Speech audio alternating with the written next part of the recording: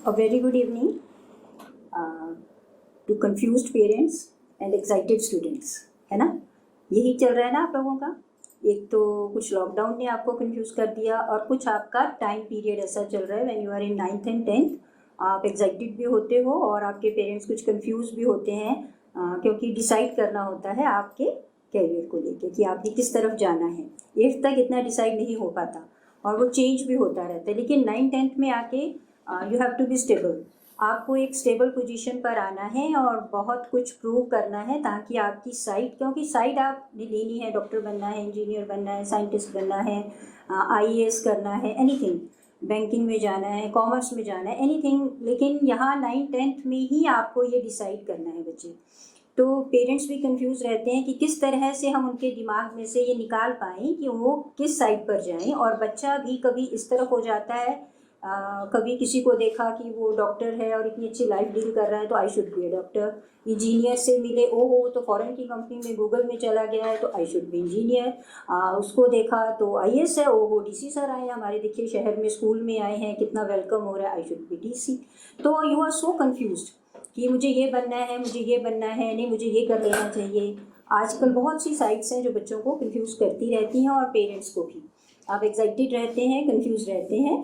तो आकाशदीप हमारे बीच में है। मैं चाहती थी, सर ने मुझे इंट्रोड्यूस करवाया एज ए मदर, लेकिन मैं यहाँ पर एज ए मीडिएटर बैठूँगी और इन लोगों से आपको पता करवाऊँगी कि हाउ आकाशदीप के दिमाग में तब क्या चल रहा था।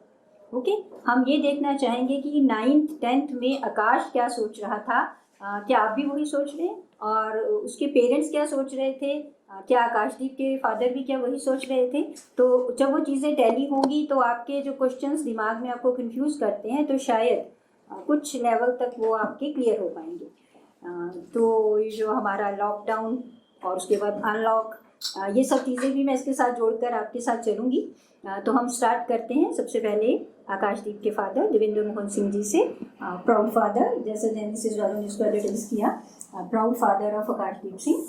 तो हम आकाशदीप के पहले फादर से पूछना चाहेंगे कि जब आकाश 9th-10th में था तो आपके माइंड में क्या चल रहा था कि ये ईयर्स कितने इम्पोर्टेंट हैं आकाश के लिए और आकाश को किस लाइन में जाना चाहिए और किस चीज़ की तैयारी करनी चाहिए? क्या चल रहा था, आप किस चीज़ को इम्पोर्टेंस दे रहे थे? Very good evening parents and dear students. Ma'am ने अभी बहुत अच्छा क्वेश्चन पूछा कि 9th-10th जो क्लास में आया आकाश, तो आपके मन में क्या चल रहा था। मेरे मन में सबसे पहले तो यही था कि आकाश को हार्ड वर्क, सेल्फ स्टडी की आदत कैसे पड़े। उसके लिए बहुत ज़रूरी था कंपटीशन में जाना। और सेकेंडरी लेवल का सबसे बड़ा जो कॉम्पिटिटिव एग्ज़ाम है वो NTSC है। NTSC क्या होता है? National talent search exam. ये एग्ज़ाम इसीलिए इंट्रोड्यूस किया गया कि बच्चों के अंदर जो प्रतिभा है उसकी खोज की जाए। खोज करने के बाद क्या है, बच्चों के अंदर एक कॉन्फिडेंस लेवल आता है। तो मेरे दिमाग में भी वही चल रहा था कि मैंने किसी से सुना था, एक बार SCERT की डायरेक्टर मेरे स्कूल में विजिट पे आए तो उन्होंने मुझे बताया कि उनके बेटे ने NTSC लेवल 1 और NTSC लेवल 2 क्लियर किया।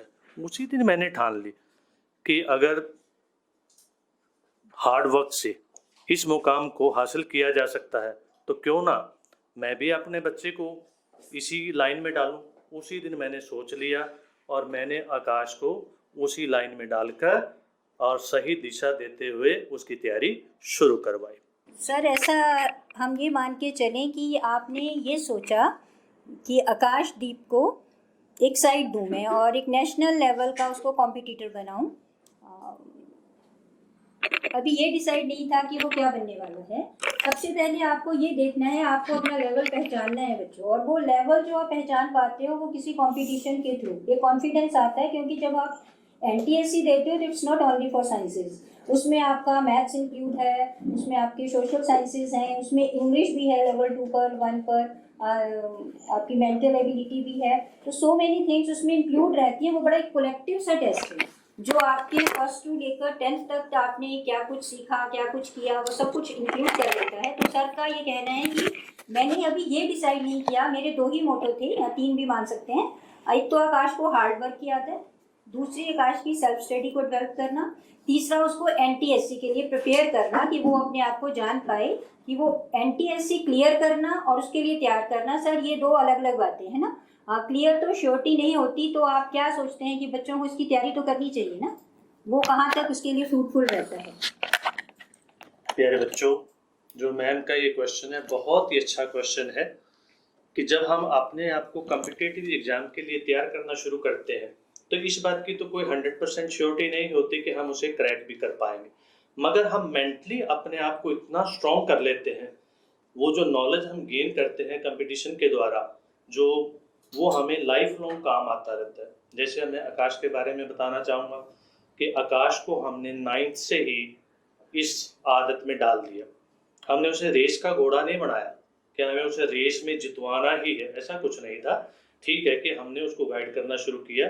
मैं खुद उसकी एसएसटी देखता था, उसकी जो मदर थी वो उसकी साइंस और मैथ देखती थी। तो इस तरह से हमने आकाश को घर पे बैठ के इतने अच्छे ढंग से प्रिपेयर करना सिखाया कि जब एनटीएससी के लिए वो जाने वाला था तो मैं इस बात की गारंटी कर रहा था कि उसको एसएसटी मेरे से ज़्यादा आती थी, क्योंकि जब मैं उसके रोज टेस्ट लेता था तो टेस्ट में वो इतना बढ़िया करता था कि हो सकता था कि कोई फैक्ट मेरे दिमाग से स्लिप कर जाए, मगर उसके नहीं करता था। अब एनटीएससी की तैयारी कैसे की जानी है इसकी डिटेल भी मैं आपको अभी इसके बाद बताता हूँ। Thank you sir. अब मैं कुछ क्वेश्चन आकाश से पूछना चाहूँगी। आकाशदीप, आपने बहुत से कॉम्पिटिटिव एग्ज़ाम्स क्रैक किए, लेकिन उसमें सबसे पहले आपने, तो मैं जानना चाहूँगी कि क्या छोटे होते से ही आपको ये शौक़ था इस तरह के कॉम्पिटिशन्स को करने का, या 9th 10th में आके ही आप स्ट्रीमलाइन हुए कि मुझे ये करना है, एनटीएससी करना है, या बचपन से ही था? और ये जो आपने एनटीएससी क्रैक किया, ये आपके मन में था कि आप क्या सोचते थे कि एनटीएससी करूँगा तो ये ऐसा मुझे फील होगा, या मुझे क्यों करना चाहिए, और आपने इसकी कैसे तैयारी की? तो ये आप प्लीज़ बच्चों के साथ शेयर करें। Good evening everyone. मैं ये कहूँगा कि एनटीएससी का जो मुझे वो मिला मोटिवेशन, वो मुझे 6th क्लास से मिला। हमारे शहर करनाल में बहुत सारे पेपर्स होते थे और उनके बहुत एक्साइटिंग प्राइजेस होते थे। एक्साइटिंग प्राइजेस को देखते हुए मैंने सोचा कि मैं भी क्यों ना इनमें पार्ट लूँ। तो 6th क्लास में एक हमारा पेपर होता था सिटी वाइज, तो उसमें मैंने पार्टिसिपेट किया और मेरे को फर्स्ट प्राइज़ मिला। वो था एक लैपटॉप। वो लैपटॉप अभी तक मेरे पास है, जो मैंने रखा है 10 साल से। तो उसी लैपटॉप को देखते मैं सोचा कि अगर मैं और पढ़ाई करूं और मेहनत करूं तो मैं और अच्छे पेपर्स भी क्रैक कर सकता हूं और नेशनल लेवल पे भी अपना नाम बना सकता हूं। तो 9th एंड 10th में मुझे पता चला अपने दोस्तों से कि वो एनटीएससी की तैयारी कर रहे हैं, तो मैंने सोचा कि क्यों ना मैं भी इसमें तैयारी करूं और बाकी पेपर्स में जैसे सक्सेस प्राप्त करी है इसमें भी सक्सेस प्राप्त करूं। और मेरा साइंस की तरफ पहले से बहुत ज़्यादा रुझान था। मैं शुरुआत से ही देखता आता था कि हर साल नोबेल प्राइजेस की अनाउंसमेंट हुआ करती थी, पर उसमें इंडिया का कोई भी नहीं होता था इतने सालों से। तो मैंने सोचा कि क्यों ना हम साइंस परस्यू करें और देश का नाम ऊंचा करें। तो इसलिए मैंने एनटीएससी पे ज़्यादा ध्यान दिया क्योंकि वो साइंस से रिलेटेड था। अब बात आती है प्रिपरेशन की। तो जब मैंने पेपर दिया था तो उसमें 2 पार्ट्स होते थे mainly, math and set. Math में मेनली मेंटल एबिलिटी आती है, जो कि फर्दर डिवाइडेड है into verbal and non verbal. तो मेंटल एबिलिटी की प्रिपरेशन के लिए मैंने शुरुआत से अंत तक एक ही किताब को फॉलो किया, वो थी टाटा की मैकग्रो हिल। टाटा की मैकग्रो हिल अभी तक की सबसे बढ़िया बुक मुझे दिखी है, जो कि मेंटल एबिलिटी में हेल्प करती है। उसमें इंग्लिश भी होती है प्रिपरेशन के लिए। अब आती है सैट में। सैट में भी 3 सब्जेक्ट होते हैं, sciences, mathematics and social science. तो सोशल साइंस के लिए तो मैं 8th, 9th और 10th की एनसीईआरटी बुक्स ही फॉलो करी, उनको 2-3 बार थॉरली पढ़ा और रेगुलरली टेस्ट दिए। साइंस और मैथ्स के लिए मैं कहूँगा कि मैंने पियर्सन और आईसीएसई बोर्ड्स के क्वेश्चन सॉल्व करे, और बाकी साइंस और मैथ्स में जो प्रॉब्लम आती थी वो मम्मी से पूछ लेता था, और एसएस के सारे क्वेश्चन पेपर्स पापा बनाया करते थे। अब आखिरी में जब सारी बुक्स कंप्लीट हो गई उसके बाद क्या करना है?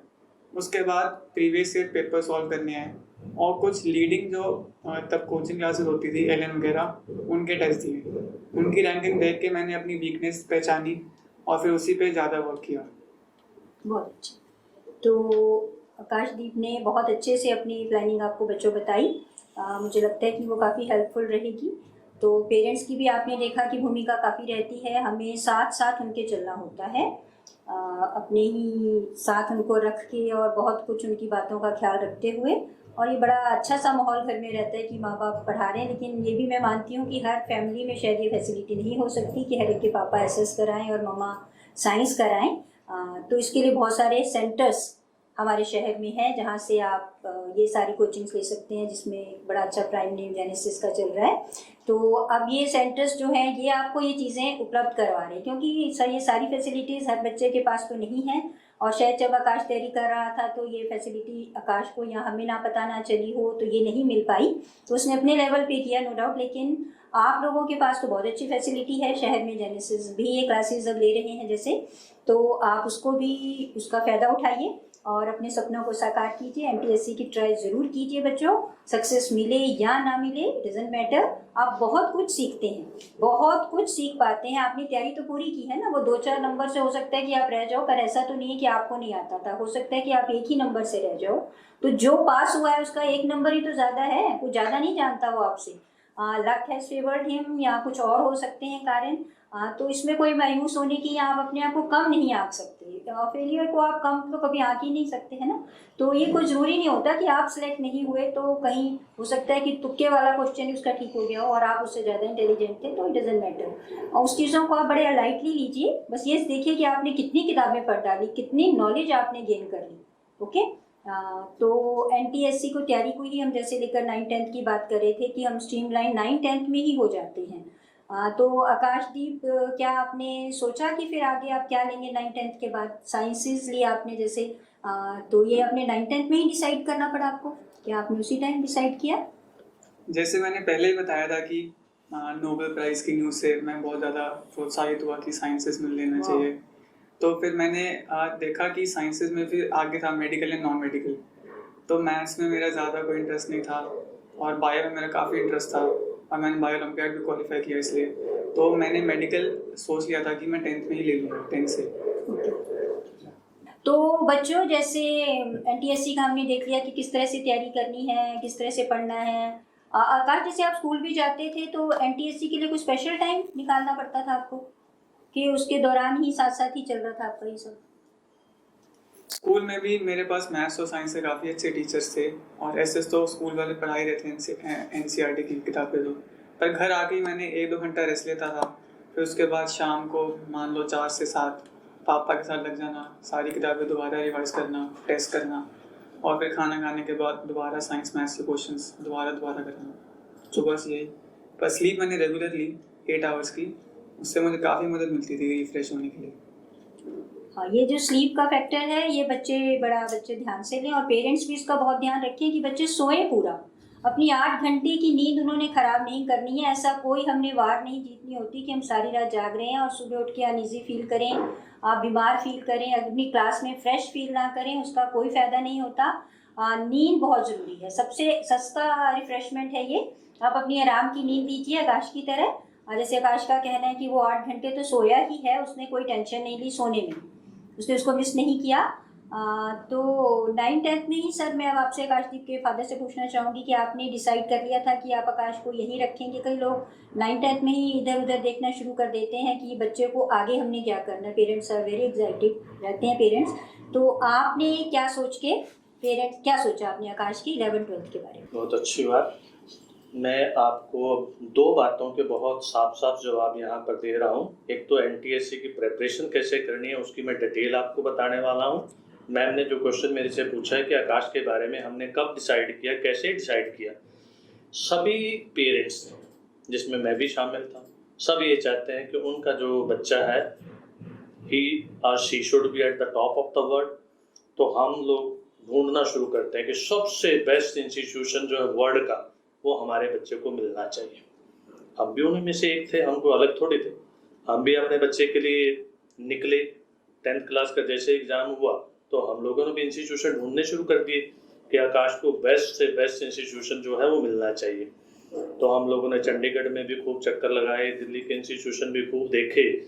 मगर देखने के बाद एक दिन जब हम चंडीगढ़ से वापस आ रहे थे तो मैंने और उसकी मम्मी ने गाड़ी में ही डिस्कस किया कि हम लोग दिल्ली और चंडीगढ़ में घूम रहे हैं इंस्टीट्यूशन ढूंढने के लिए। अगर हम अपने बच्चे को दिल्ली या चंडीगढ़ डालते हैं तो उसके पॉजिटिव पॉइंट क्या है और उसके नेगेटिव पॉइंट क्या है।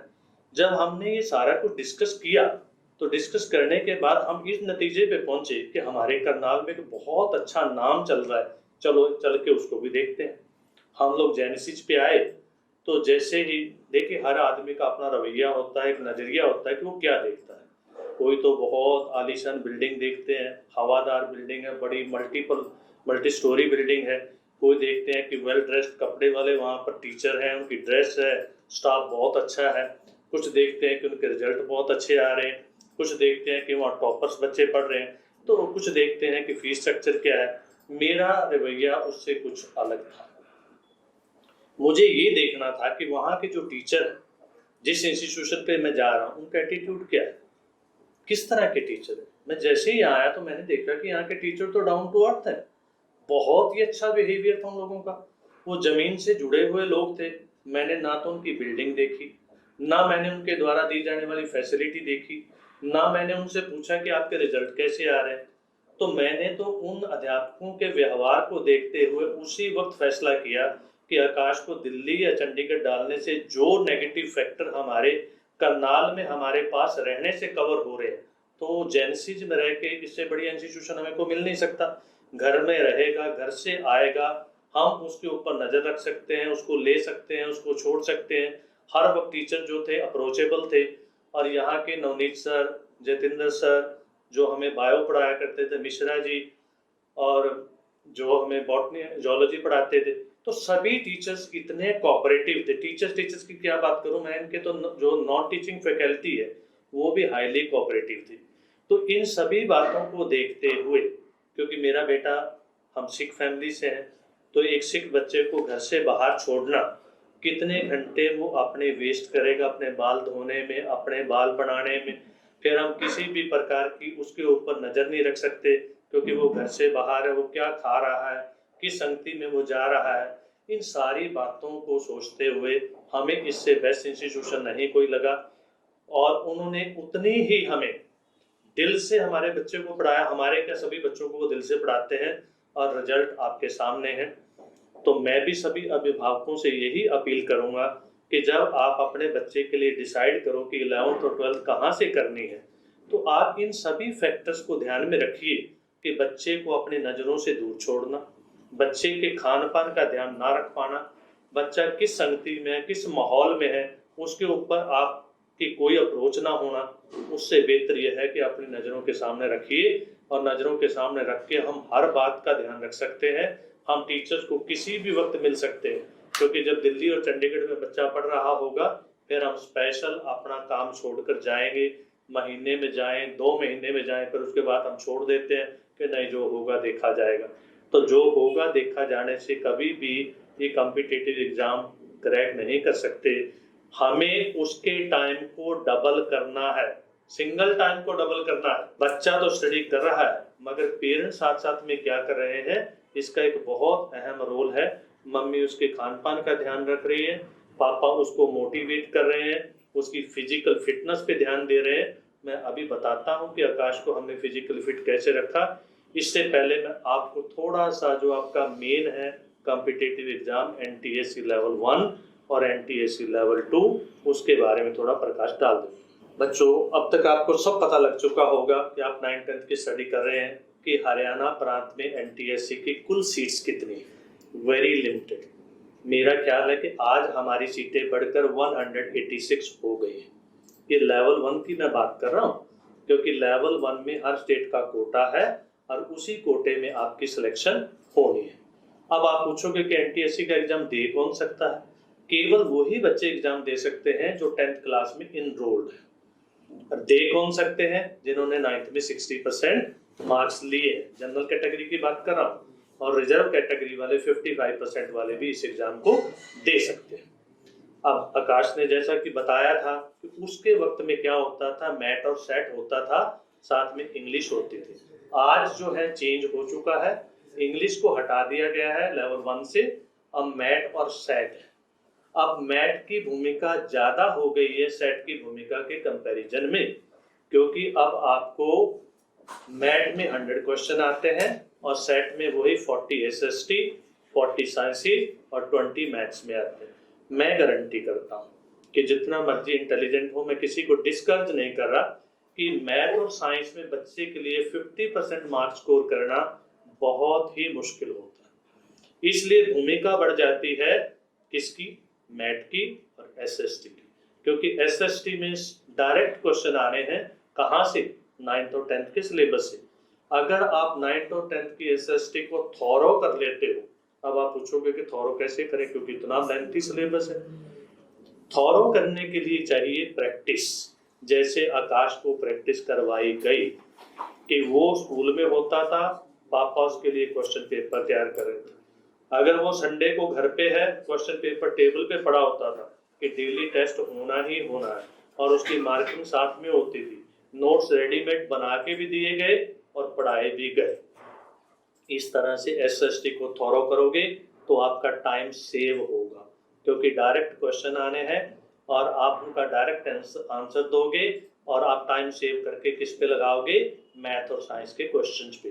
तो आप अच्छी स्कोर कर पाओगे। और आज भूमिका बढ़ गई है सबसे ज़्यादा जो रीजनिंग की है।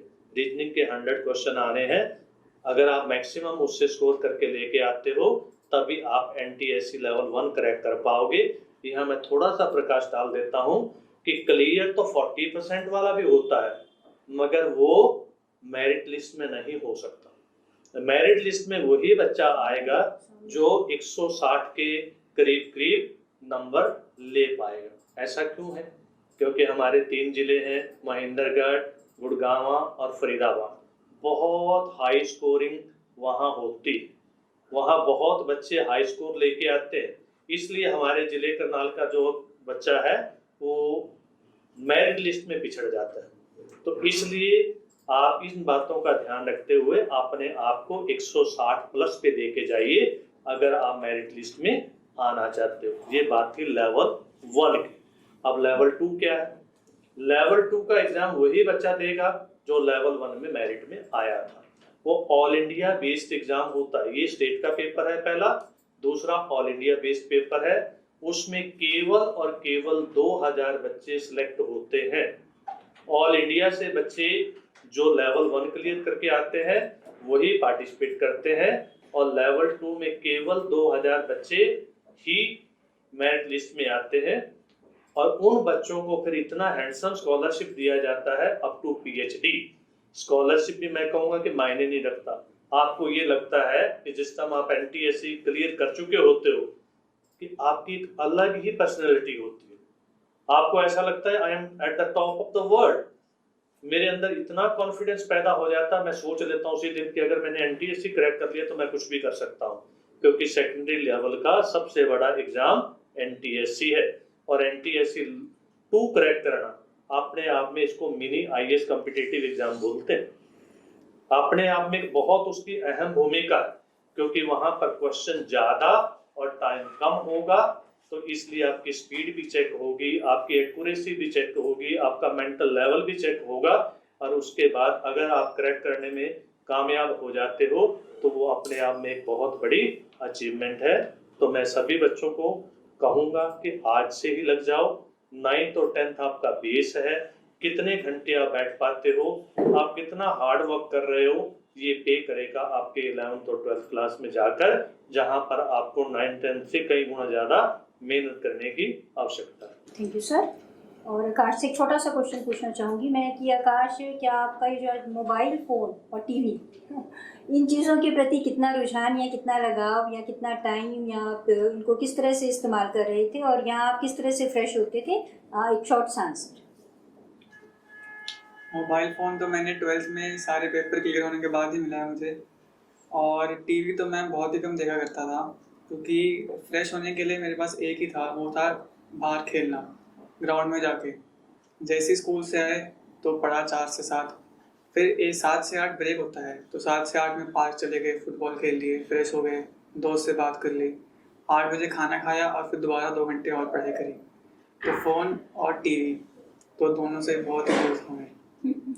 तो ये काफ़ी, क्या कहेंगे इसको, एक विरोधाभास शब्द याद आ रहा है मुझे। कि आजकल सारी पढ़ाई फ़ोन पर ही हो रही है, क्योंकि जो आजकल हमारे पास क्राइसिस हमारे पर आए हैं, तो हम सब कुछ ही हमें अब फ़ोन हमें खरीद के देने पड़ रहे हैं। यहाँ तक कि गवर्नमेंट स्कूल्स के पेरेंट्स वो नहीं अवेल कर पा रहे, वो भी दे रहे हैं अपने बच्चों को खरीद के फ़ोन। तो ये जो सर आपने कहा कि मैंने अपने बच्चे को जेनेसिस के लिए ही रखा, तो मुझे उसी से एक बात याद आ गई कि बाहर भेजने का मतलब है कि सब कुछ हो, जैसे आप बच्चे आप ऑनलाइन हम आपको पढ़ा रहे हैं, आपके टीचर्स पढ़ा रहे हैं, तो वो मज़ा उनको नहीं आ रहा, क्योंकि वो आपके सामने नहीं है, आपको फेस रीड नहीं कर पा रहे कि आपको किसको समझ आ रहा है, कौन बच्चा कितना कर रहा है, मतलब उसको टीचर को मज़ा नहीं आ रहा है एटलीस्ट। तो बाहर बच्चे को भेजना भी वैसा ही है। आपका बच्चा क्या हो जाएगा, ऑनलाइन रहेगा, आप सिर्फ उससे फ़ोन करके पूछ पाएंगे बेटा तूने खाना खा लिया, बेटा तूने पढ़ लिया। अब बेटा सो रहा है तो वो कह देगा नहीं मम्मा हाँ पढ़ रहा हूँ, हाँ मैंने खा लिया। तो क्यों, जैसे अभी हमें क्लियरिटी नहीं है कि बच्चा समझ भी रहा है कि नहीं हमारी बात को टीचर को, तो वही सेम सिचुएशन पेरेंट्स की हो जाती है। बच्चा आपका क्या हो जाएगा, ऑनलाइन। यदि आपने शहर में रखा है तो आपका बच्चा आपके पास ही है, डायरेक्ट आप उसके साथ कांटेक्ट में है, आप देख पाते हैं उसको, फेस रीड उसकी चाल से समझ आते हैं कि बच्चा आपके अंडर कंट्रोल है कि नहीं, या वो आजकल किधर की हवाओं में है। क्योंकि ये उम्र बहुत ऐसी वाली होती है ना बच्चों की, 9 to 12 जो एडोलसेंस पीरियड है, तो बहुत ख्याल रखना पड़ता है बच्चों का। तो बच्चों को प्लीज़ ऑनलाइन मत कीजिए, अपने पास ही रखिए। और 9th-10th की जो बात सर ने कही कि इस तरह की प्रिपरेशन है, तो उसके लिए अब जेनेसिस आपके पास है आपकी गाइडलाइन के लिए, तो उस गाइडलाइन का फ़ायदा उठाइए।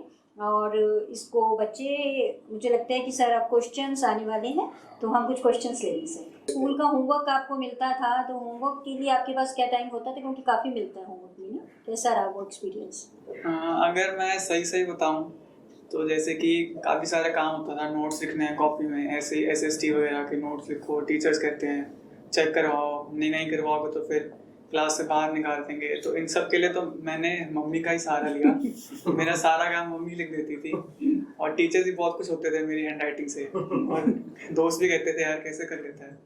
तो मैंने मम्मी का ही सहारा लिया, और मैथ्स वगैरह तो मैं स्कूल से करके आता था, मैथ्स और साइंस का। तो ओके। तो आकाश, बहुत सा काम स्कूल में, जैसे प्रैक्टिकल पीरियड है, गेम्स पीरियड है, या कोई ऐसा पीरियड है, तो अपना मैथ्स का काम जो उसके इंटरेस्ट के सब्जेक्ट्स थे, मैथ्स एंड साइंसेज, वो खुद वहाँ कर लिए और बाकी का मम्मी पे छोड़ दिया। क्योंकि मम्मी पहले पेज से ही लिखे ताकि टीचर को शक ना हो, क्योंकि यदि बीच में मम्मी ने पकड़ा तो पकड़ा जाएगा कि हैंड राइटिंग चेंज है। डिस्ट्रैक्शंस जो होती हैं बच्चे को, बेटा या विंदर जी भी जो भी बताना चाहेंगे कि बच्चे उससे कैसे अपने आप को बचाएं। डिस्ट्रैक्शंस का मतलब बहुत चीज़ें आ सकती हैं इसमें, क्योंकि वो एडोलसेंस एज में है, हर चीज़ उनके लिए उनको अट्रैक्ट भी कर रही है, और अट्रैक्ट कर रही है तो डिस्ट्रैक्ट भी कर रही है, अपने रास्ते से वो हट भी सकते हैं। तो इन चीज़ों से कैसे बचा जाए, तो पहले जान लेते हैं विंदर जी से, और फिर हम अनुभव तो असली बताएगा हमें आकाश। रिस्पेक्टेड पेरेंट्स, मैंने स्टार्टिंग में आपको एक रिक्वेस्ट कर दी थी, अपना एक्सपीरियंस शेयर कर दिया था कि हमें सिंगल टाइम को डबल में बदलना है। अभी उनकी मम्मी एक्सप्लेन कर रही थी कि बहुत सारा होमवर्क वो कर देती थी, और बहुत सारा, क्योंकि उस वक्त जो, मैं इस क्वेश्चन पे आता हूँ डिस्ट्रक्शन वाले पे, उस वक्त जो हमारा एम था और जो हमारा जो एम था और जो हम क्रैक कर सकते थे NTSC को, वो SST थी। तो SST मैंने पकड़ी हुई थी, मैथ साइंस मम्मी ने उसकी पकड़ी हुई थी, होमवर्क वगैरह हम लोग खुद कर देते थे। अब आया सवाल कि डिस्ट्रक्शन से कैसे बचा जाए, वो मैंने आपको कहा कि बच्चे को अपने पास रखिए। अब पास रखने का मेरा मतलब ये नहीं है कि बस आपने उसको इंस्टीट्यूशन पे छोड़ दिया और उसके बाद आपका जॉब ओवर, नो। पास रखने का मतलब ये है, सर आप जो काम मैंने किया वो आप भी कीजिए। मैं हर रोज उसे ड्रॉप करने आता था, हर रोज मैं उसे लेने आता था। उसके पीछे मेरा मकसद क्या था? उसके पीछे मेरा मकसद था कि मेरा बेटा किसके साथ खड़ा है, किसके साथ उठ रहा है, किसके साथ बैठ रहा है, उसकी संगति क्या है। ये तो बाहर से डिस्ट्रक्शन से बचाने का उसका एक तरीका था। अब घर के अंदर आप उसको इतना सुखद माहौल दीजिए कि अगर उसके मार्क्स कम आए तो हमने ये नहीं कहना कि उसको डांटना नहीं, उसको मोटिवेट करना है। कोई बात नहीं, अगले टेस्ट में देखेंगे, अगर अगले में कम आए तो अगले में देखेंगे। एक तो इस तरह से उसके साथ आपने दोस्ताना व्यवहार रखना है। घर में इसके अलावा हम और बहुत कुछ कर सकते हैं। जैसे मैंने कहा कि उसकी डाइट का ख्याल उसकी मम्मा रखे, उसकी डेली जो उसको याद करवाया है वो शाम को भुलवाना भी है। उसको भुलवाने से मेरा मतलब उसका है कि उसकी फिजिकल फिटनेस पे उसका ध्यान दीजिए। जैसे मैंने तो घर के छत के ऊपर ही बैडमिंटन कोर्ट बनाया था कि मैं और आकाश खूब बैडमिंटन खेलते थे, इतने अच्छे ढंग से हंसते थे कि उसको याद भूल जाता था कि मैं पढ़ के आया, और वो इतना फ्रेश हो जाता था कि जाके 2-3 घंटे फिर पढ़ लेता था। तो घर के अंदर पेरेंट्स की जिम्मेवारी बनती है कि वो बच्चे के साथ साथ रहे, बच्चे को हंसाएं, बच्चे को खिलाएं, बच्चे का ध्यान रखें। ये नहीं कि मैं तो टीवी लगा के सीरियल देख रहा हूँ और बच्चे को कहूँ कि साइड वाले कमरे में तू पढ़ ले। That is not possible. त्याग, तपस्या, 2 साल नहीं 4 साल, 9 से लेकर 12 तक आप बाहर की दुनिया छोड़िए। मैं ये नहीं कहता दोस्त छोड़ दो, मैं ये नहीं कहता रिश्तेदार छोड़ दो, मैं कहता हूँ कर्टेल करो, मिनिमम पे जाओ और मैक्सिमम टाइम बच्चे के साथ दो, तो सभी डिस्ट्रक्शन से आप बच सकते हो, ऐसा मेरा मानना है। बिल्कुल सही है ये आपकी बात कि पेरेंट्स को तो करना ही है, लेकिन ये एक उम्र ऐसी है ना, वो क्लासरूम में भी डिस्ट्रैक्ट हो सकता है, और यदि हम उसको बहुत ज़्यादा चौकीदारी करेंगे उसकी, तो वो कुछ अच्छे से कुछ फील नहीं करेगा, क्योंकि एक उम्र होती है कि थोड़ी आज़ादी भी चाहता है बच्चा।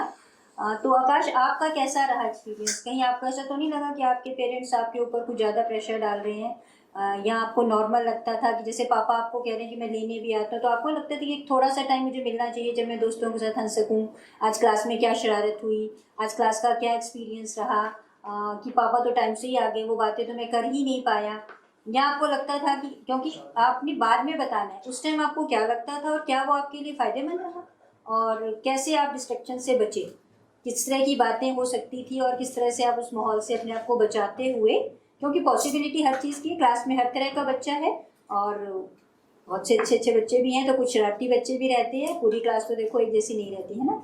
तो आपका क्या एक्सपीरियंस रहा? ये बहुत ही अच्छा क्वेश्चन है, इसको थोड़ा अच्छे से एक्सप्लेन करना कि आप क्या फील करते थे, किससे डिस्ट्रैक्ट होते थे, और पेरेंट्स का बात आपको तब कैसी लगती थी और अब आप उसको कैसा फील करते हैं? क्लास में डिस्ट्रैक्शन की बात करूँ तो आप सभी जानते हैं कि हर रोज़ हर क्लास इम्पॉर्टेंट नहीं होती है, मतलब हर क्लास में हर इम्पॉर्टेंट टॉपिक नहीं पढ़ाया जाता है।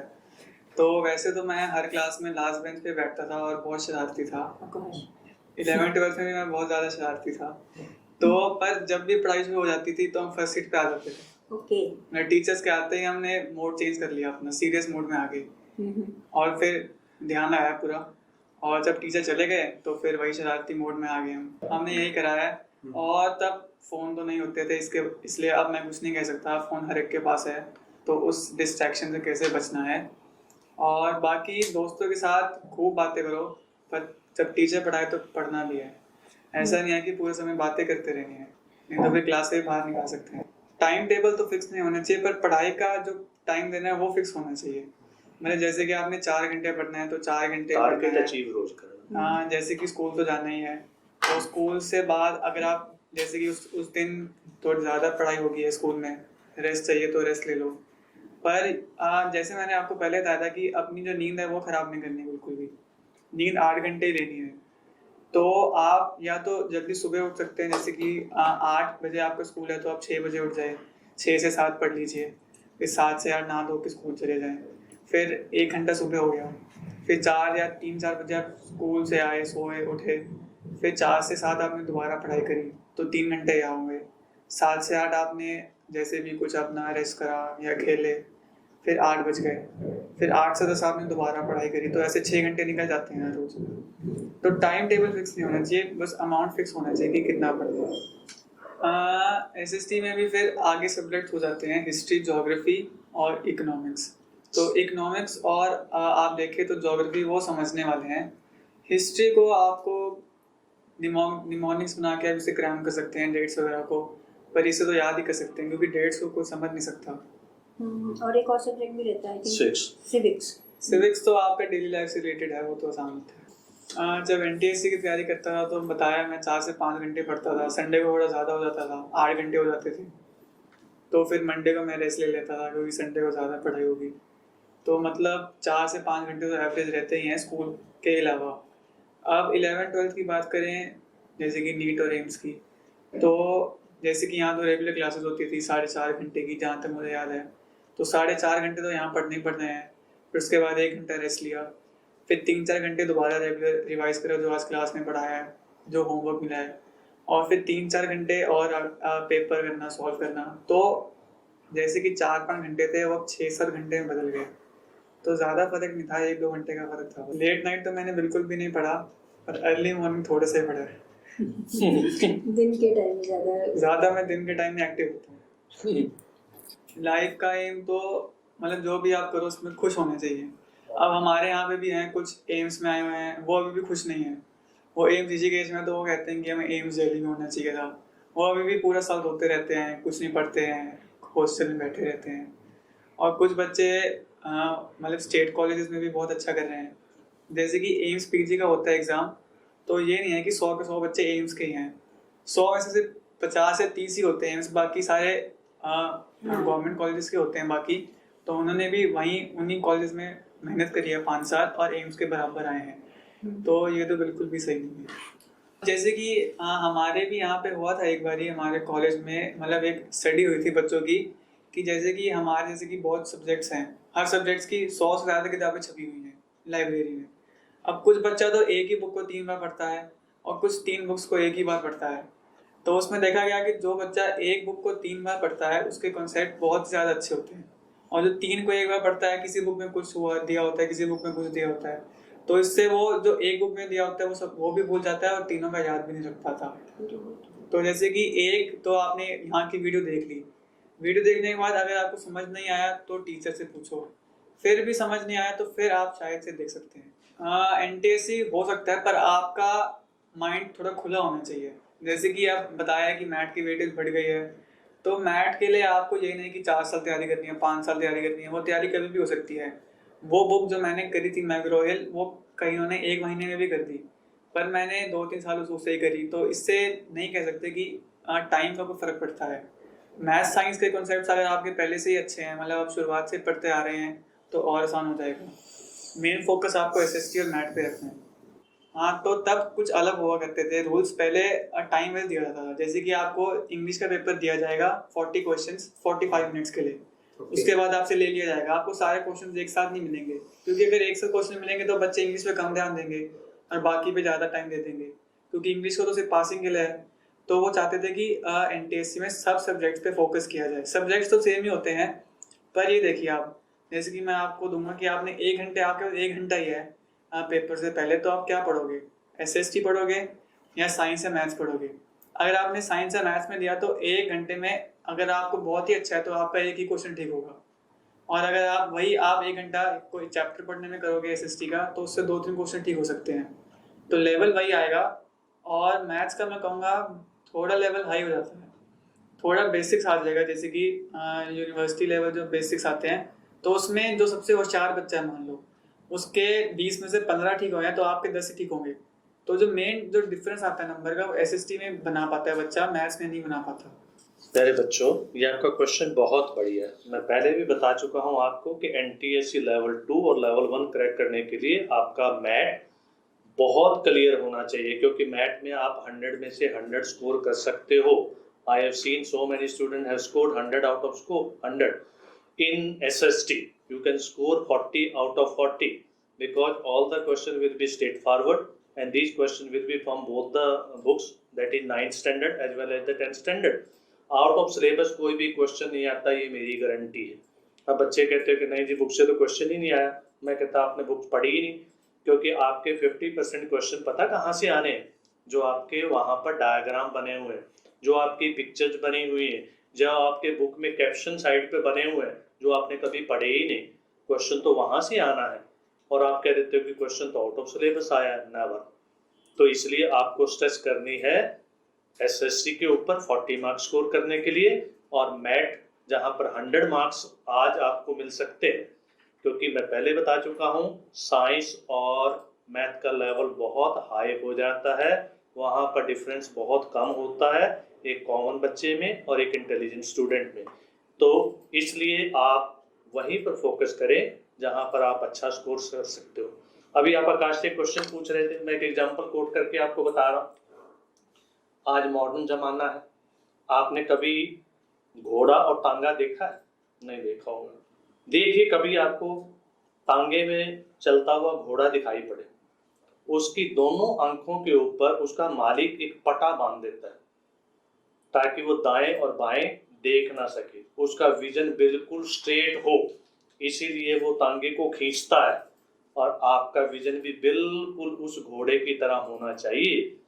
अगर आप डिस्ट्रक्शन से बचना चाहते हो, आप एनटीएससी को क्रैक करना चाहते हो, आप क्लास 10th में हायर परसेंटेज स्कोर करना चाहते हो, आप बहुत सारे जो ओलंपियाड है, साइंस ओलंपियाड, मैथ ओलंपियाड, अगर उनको क्रैक करना चाहते हो तो आपका विजन बिल्कुल तांगे में लगे हुए घोड़े वाला होना चाहिए। Only then you can crack all the competitive exam. Otherwise मैं आपको बता चुका हूँ कि 186 सीट, जिसमें से 50% रिजर्व, 50% ओपन, पूरे हरियाणा में, तो उसमें स्थान बनाना एक आईएएस से कम नहीं है। 10th में जब मैं था सीबीएसई में, तब सीजीपीए सिस्टम था, तो मेरे 10 में से 10 ही आए थे सीजीपीए। 12th में देखा जाए तो मेरे फिजिक्स, केमिस्ट्री, मैथ्स, बायो और इंग्लिश में जोड़ के मेरे 95% थे एग्रीगेट। बता देते हैं बच्चों, ऐसा आकाश के द्वारा दिया गया कोई भी कॉम्पिटिटिव एग्जाम नहीं था जिसमें हमने ऑल इंडिया रैंक बहुत अच्छी ना निकाली हो। मैं 12th क्लास की बात कर रहा हूँ, नीट का पेपर दिया हमने, नीट में बहुत अच्छा किया। एक पेपर जिपमर का होता है जो बहुत ही प्रेस्टिजियस एग्जाम है, हमने वो भी क्रैक किया, वहाँ में एडमिशन भी मिला। एक एग्जाम केवीपीवाई का होता है, वो भी आकाश ने दोनों लेवल की। एनटीएससी पे तो लगातार हम बता रहे हैं। उसके बाद हमारा जो टारगेट था मेन एम्स, हमने उसको भी क्रैक किया, और सारे ओलंपियाड आकाश ने बहुत सारे दिए बच्चों। यही एक इसके अंदर लगन थी कि मुझे जो भी करना है, मुझे सेकंड नहीं आना। इसकी वही लगन इसको आज इस स्टेज पे लेके आई कि इसने जितने भी एग्जाम दिए सबको क्रैक किया। और मैं आपको भी ये बात बहुत क्लियर कर सकता हूँ, घबराने की बिल्कुल भी बात नहीं है। सिर्फ मेहनत करने की जरूरत है, अपने विजन को बिल्कुल साफ करने की जरूरत है, और अपने पेरेंट्स के साथ मिलकर उनका सहयोग लीजिए और आप हर मुकाम को हासिल करेंगे, ऐसा मेरा मानना है। तो जैसे सर ने बताया कि आकाश को ऐसे रहा कि उसने अपनी विजन बहुत अपनी क्लियर रखी कि मेरा टारगेट से है। हर बच्चे का देखिए अपना तरीका है, आकाश का भी कोई आदर्श रहा होगा। तो आप आकाश की आज बातचीत सुन रहे हैं कि आकाश ने कैसे फॉलो किया। आप उससे डिफरेंट भी हो सकते हैं, लेकिन आपका जो टारगेट है या आपकी जो सोच है वो पॉजिटिव होनी चाहिए। क्रैक हो ना हो, बी पॉजिटिव रहें, आप हमेशा खुश रहिए, हंसी मजाक के साथ अपनी ज़िंदगी को जिए, लाइट रखिए। और ये सारा माहौल आपको जेनेसिस देता है। फिजिक्स वाले यहाँ जो सर हैं बहुत बच्चों के साथ क्लोज हैं और बच्चे उनके साथ क्रिकेट तक खेलते हैं। ये माहौल और आपको और कहीं नहीं मिलने वाला। तो जेनेसिस जो आपको सब कुछ दे रहा है, जो एनटीएससी में आकाश को घर में मिला, वो आपको यहाँ उससे भी बेहतर मिल रहा है। तो इसलिए रिजल्ट्स अच्छे आ रहे हैं और ये हमें उम्मीद है कि आप सारे बच्चे जो एनटीएससी की तैयारी कर रहे हैं, 9th में हैं, 10th में हैं, बच्चे लगे रहिए, ईमानदारी के साथ मेहनत कीजिए। कोई चीज़ है ही नहीं ऐसी। हाँ, ये हो सकता है कि आपके भाग्य में कुछ उससे भी अच्छा लिखा हो। एनटीएससी नहीं क्लियर हुआ, कोई बात नहीं, आपने अच्छे से तैयारी कीजिए, ईमानदारी से तैयारी कीजिए। और ईश्वर ने पता नहीं आपके लिए क्या सोचा है। आकाश ने भी आईआईएससी बेंगलोर जाने की सोची थी, लेकिन टीचर्स की इच्छा थी कि वो एमबीबीएस करे, पेरेंट्स की इच्छा थी, तो जो भाग्य में था वो वहीं पहुंचा। और उसकी जो रैंक आई थी 225, तो पहली कॉल जो आईआईएससी बेंगलोर से वो 220 तक आई। तो वो जो 5 की रैंक बाद में वो कॉल आ गई, लेकिन हमें उसने मोल्ड कर दिया एमबीबीएस की तरफ, क्योंकि उसके भाग्य में शायद ये लिखा था, उसके टीचर्स ये चाहते थे। तो आपके भाग्य में भी बहुत कुछ अच्छा लिखा है। तो आप इससे ये मत होइए कि क्या होगा, ऐसा कुछ नहीं, सब कुछ बढ़िया होगा। जहाँ माहौल आपको जेनेसिस में दे रहा है वो माहौल उसको अच्छे से उसको जिए। और ऑल द बेस्ट।